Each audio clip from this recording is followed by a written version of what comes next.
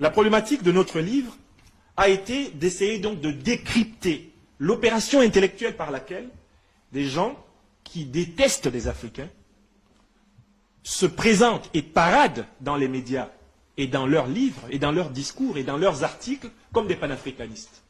Notre livre a eu pour objectif de les rassembler et de produire leur photographie intellectuelle à travers le concept d'anticolonialisme dogmatique.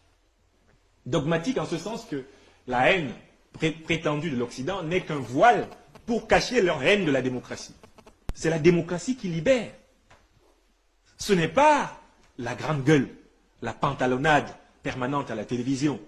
Ce n'est pas le spectacle du sang. Ce n'est pas le spectacle de la haine. Ce n'est pas les signes d'égorgement faits aux Occidentaux de passage dans la rue. Ce ne sont pas ces choses-là qui permettent à un pays africain d'accéder à la modernité et à la grandeur stratégique.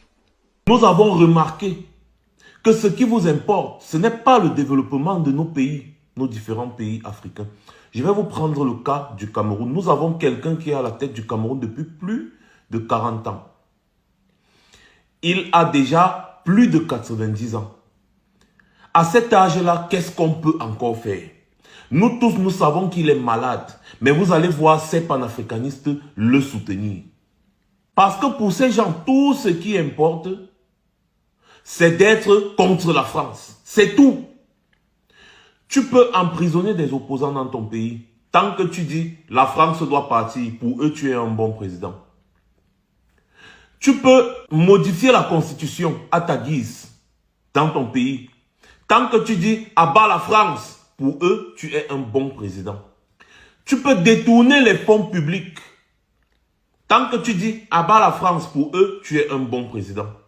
Tu peux passer le temps à nommer tes amis à des postes ministériels et ils ne foutent rien pour le pays pendant des années.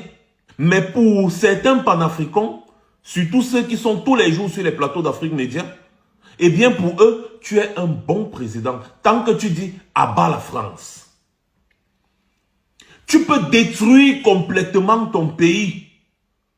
Mais tant que tu dis abat la France, pour eux, tu es un bon président. On a choisi des gens pour le diriger. Français de Afoko va détourner. Oui, mais est-ce que Français de Afoko va détourner? Français de Afoko domine ses fondation. Français de Afoko va manipuler la France. La France n'a aucune part de... Non, je n'ai pas dit ça. C'est le fait de s'en prendre à la France. Ça arrange les dirigeants incompétents. C'est le syndrome du torero et du toréador. Quand vous agitez le chiffon rouge, quand ils voient le bleu, blanc, rouge français passer, il y a des gens qui perdent leur cerveau. Alors, donc comment faire pour des gens qui sont bloqués et qui ne veulent pas communiquer? Il faut leur expliquer qu'ils sont malades. Moi, je pense qu'il faut leur expliquer qu'ils sont malades. Ils souffrent de ressentiment. Le ressentiment est une maladie. C'est une pathologie. Si vous détestez beaucoup quelqu'un, allez à l'hôpital. Il y a des psychiatres, il y a des gens pour vous aider, des psychologues pour vous aider à surmonter le ressentiment. C'est une maladie.